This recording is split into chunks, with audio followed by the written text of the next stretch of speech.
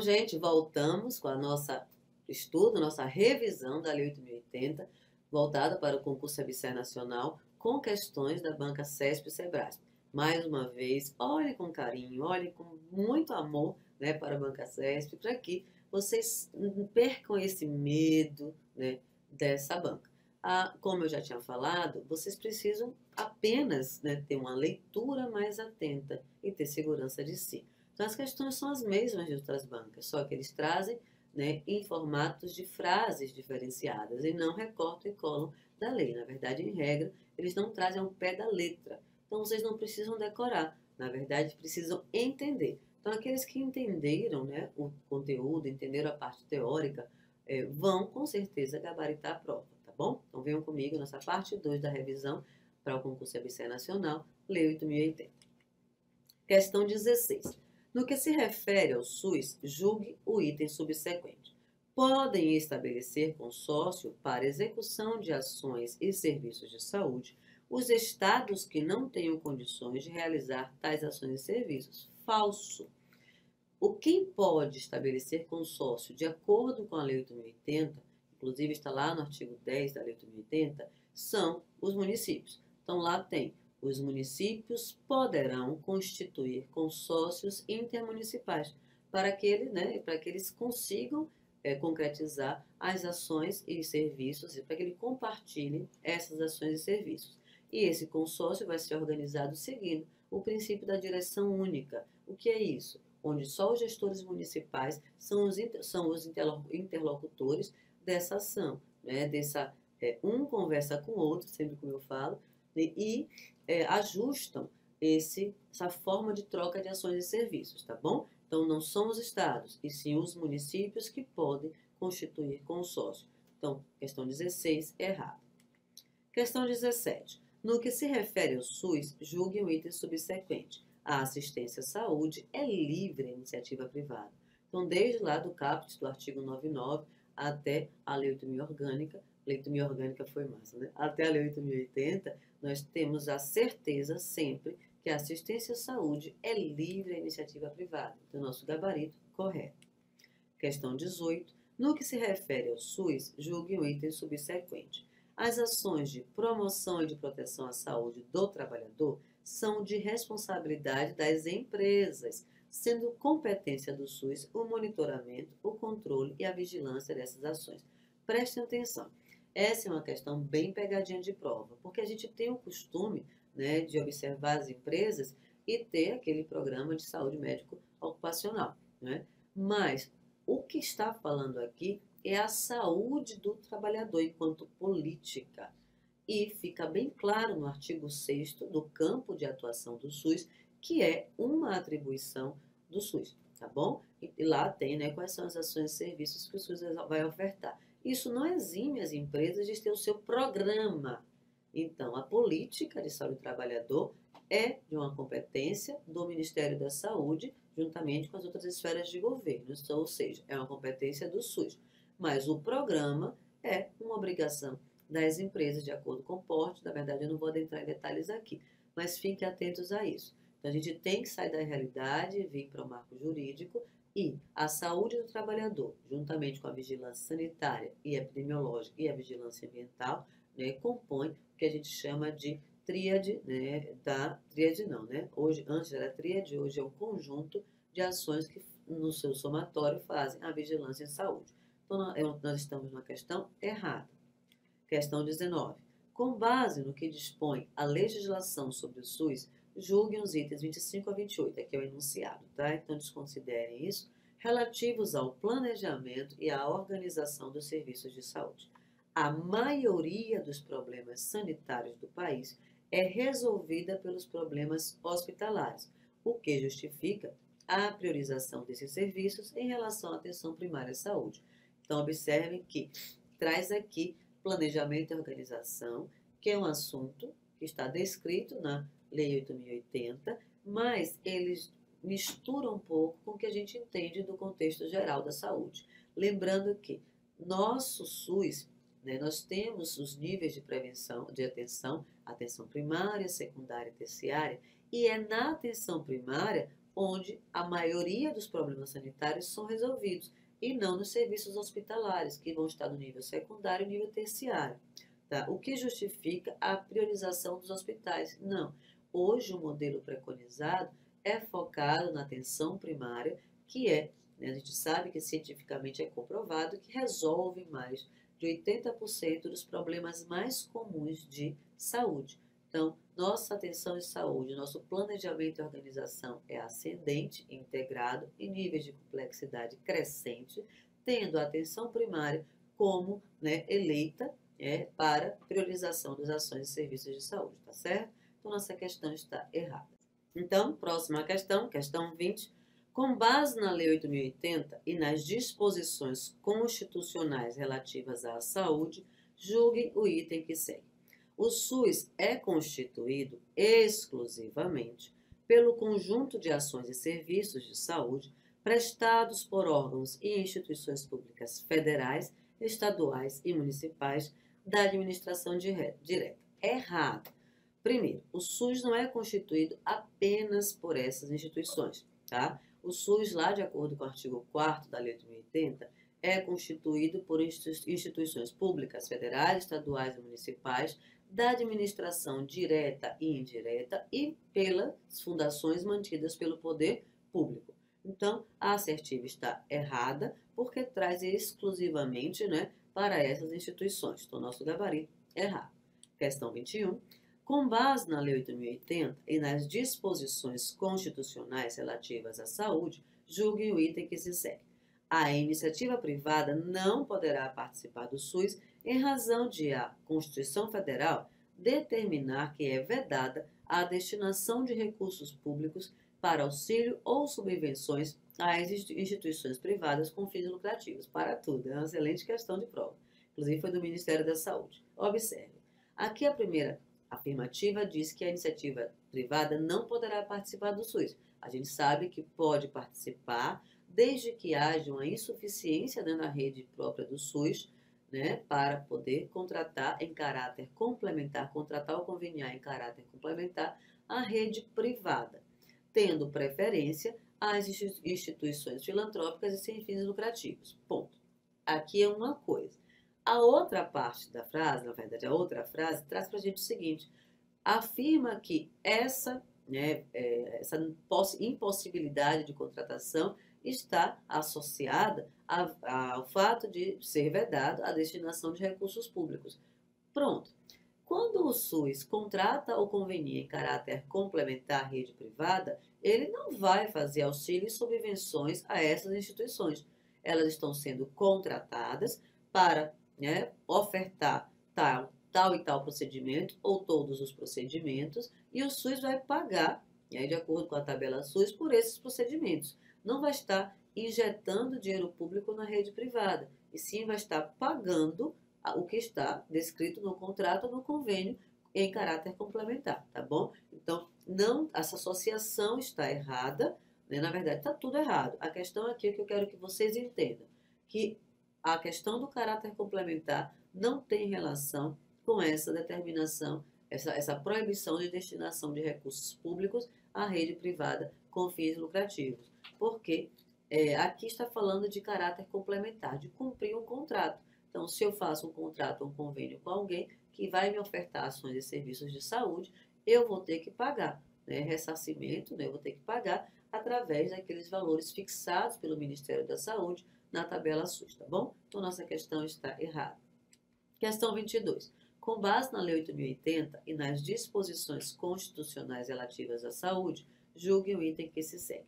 Vigilância sanitária é entendida como um conjunto de ações que proporcionam o conhecimento, a detecção ou prevenção de qualquer mudança nos fatores determinantes e condicionantes da saúde individual ou coletiva, com a finalidade de recomendar e adotar as medidas de prevenção e controle das doenças e agravos. O conceito está certo, só que não é o conceito de vigilância sanitária. Aqui nós temos o conceito de vigilância epidemiológica. Então fica a dica. Toda vez que cair vigilância sanitária, vocês associam a bens e serviços de saúde que, direta ou indiretamente, afetam o indivíduo. E a vigilância epidemiológica, vocês vão associar aos determinantes e condicionantes, né, a essa observação antecipada, que é a vigilância, e a determinação, né, a recomendação de medidas de controle. Então, aqui seria correto se não colocasse vigilância sanitária, se tivesse aqui vigilância epidemiológica, porque o conceito trazido pela banca é de vigilância epidemiológica. Então, a questão 22 está errada. Questão 23. Considerando as bases legais do SUS, julgue o item a seguir. Um paciente poderá receber atendimento médico pelo SUS em seu domicílio, desde que haja indicação médica para tanto e concordância do paciente e da família. Correto. Vão lá nos artigos 19 com as letrinhas, como eu chamo, que são dos subsistemas, que vocês vão encontrar o subsistema de atenção e internação, atendimento e internação domiciliar. E lá está claro que o pré-requisito para o atendimento e a internação em domicílio deve ser por indicação médica e concordância do paciente e da família. Então, nossa questão 23 está correta. Questão 24. Considerando as bases legais do SUS, julgue o item a seguir. Considere que uma parturiente atendida em serviço de saúde de rede conveniada ao SUS tenha requerido que seu cônjuge a acompanhasse durante o trabalho de parto e que seu pedido tenha sido negado pelo médico plantonista sob a alegação de que não havia cobertura prevista para isso no SUS.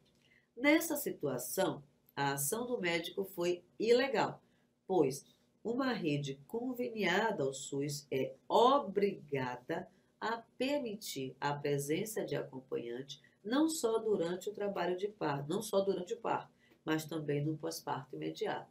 A questão está correta porque afirma que o médico teve uma ação ilegal. Por quê, gente? Lá nos artigos 19, que trazem os subsistemas, nós vamos ter o subsistema de parto, pré-parto, parto e pós-parto imediato, onde deixa claro que a parturiente tem direito de ter um acompanhante durante esse trabalho de pré-parto, parto e pós-parto imediato, e esse acompanhante é da sua escolha. Além disso, afirma que as instituições que são do SUS e aquelas conveniadas ou contratadas em caráter complementar devem deixar claro e visível esse direito, né, da parturiente. Então, a questão está certa, porque afirma que a ação do médico é ilegal, tá bom? Então, ele foi de encontro à lei, logo, ele está, né, tendo uma ação ilegal. Então, questão 24, gabarito certo. Questão 25. De acordo com a legislação vigente, julgue o próximo item relativos ao resíduo e à vigilância ambiental. Aqui eu trouxe, na verdade, porque a gente fala de vigilância ambiental e como as vigilâncias, né, formam um conjunto, vamos ler o conceito de vigilância ambiental, que foi com o intuito de vocês terem o conceito de vigilância ambiental. A área de vigilância em saúde, que compõe o SUS, busca conhecer e detectar mudança nos fatores determinantes e condicionantes do meio ambiente que interferem na saúde humana com a finalidade de identificar as medidas de prevenção e controle dos fatores de riscos ambientais relacionados a doenças ou outros agravos. Correto. Então, eu queria que vocês atentassem que a vigilância ambiental tem um conceito bem parecido com a vigilância epidemiológica, só que aqui sempre vai relacionar o meio ambiente à saúde humana. E até as medidas de prevenção e controle são de fatores de riscos ambientais. Então, para vocês não confundirem com o conceito de vigilância epidemiológica, que está, né, descrito lá no artigo 6º, que é do campo de atuação do SUS. Então, nossa questão está certa. Vocês não vão encontrar o conceito de vigilância ambiental na Lei 8.080, mas a PRO trouxe para que a gente não tenha dúvidas na hora de uma questão e se eles fizerem o trocadilho. Se por acaso colocasse aqui vigilância epidemiológica e trouxesse o conceito de vigilância ambiental, tá bom? Vamos lá? Questão 26. Com referência à Constituição Federal e às políticas de seguridade, julgue um item subsecutivo.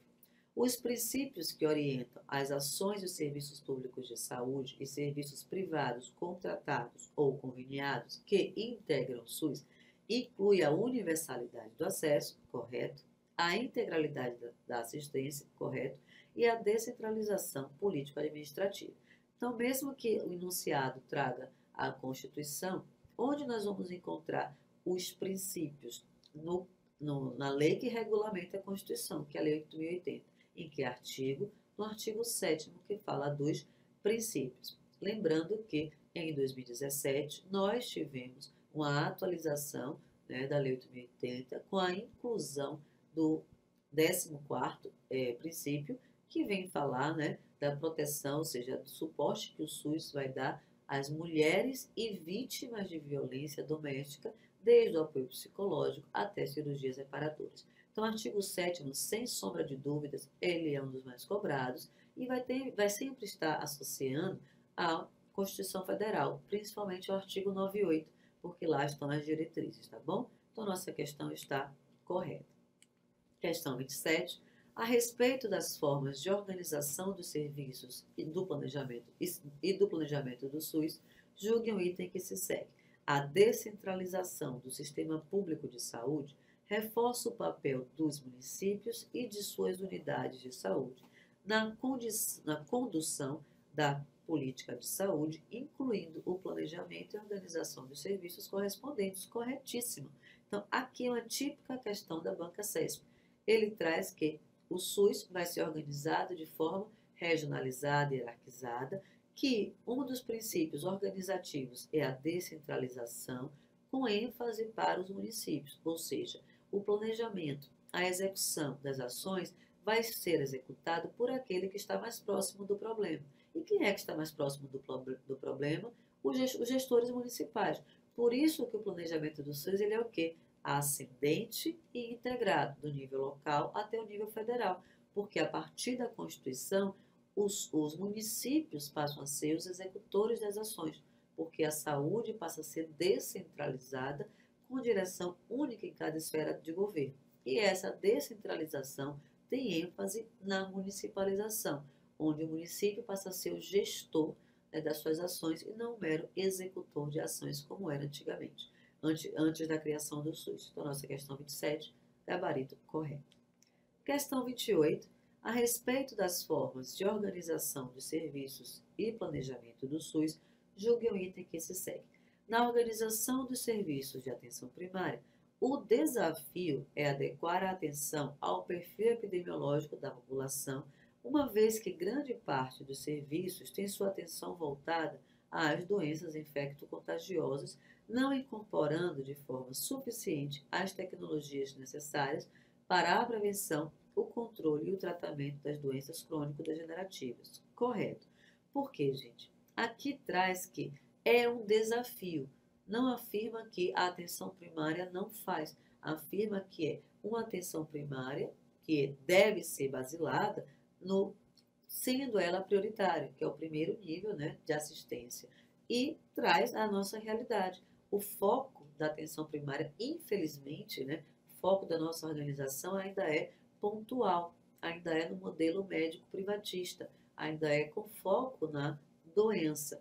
E o desafio é trazer esse foco, tirar desse foco da doença para um foco que traga o quê? Uma tecnologia necessária, que é a tecnologia leve e dura, para a prevenção, controle e tratamento das doenças crônico-degenerativas. Mas, como assim a atenção primária vai trabalhar com as doenças crônico-degenerativas? Sim, a atenção primária é organizada para lidar com problemas que são de atendimento contínuo e de longo tempo, diabetes, hipertensão, hanseníase, tuberculose, o próprio ciclo gravídico puerperal, a própria saúde da criança através da puericultura. Então, doença, na verdade, aqui, crônico-degenerativa e, para corroborar, condições crônicas, no caso a gestação, no caso a puericultura.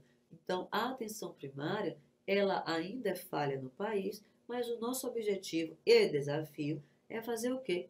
Transformar e trazer tecnologia necessária para que a gente trate e conduza de forma contínua o acompanhamento das doenças crônico-degenerativas, prevenindo, né, as sequelas, prevenindo, né, o que a gente chama de prevenção primária está aqui.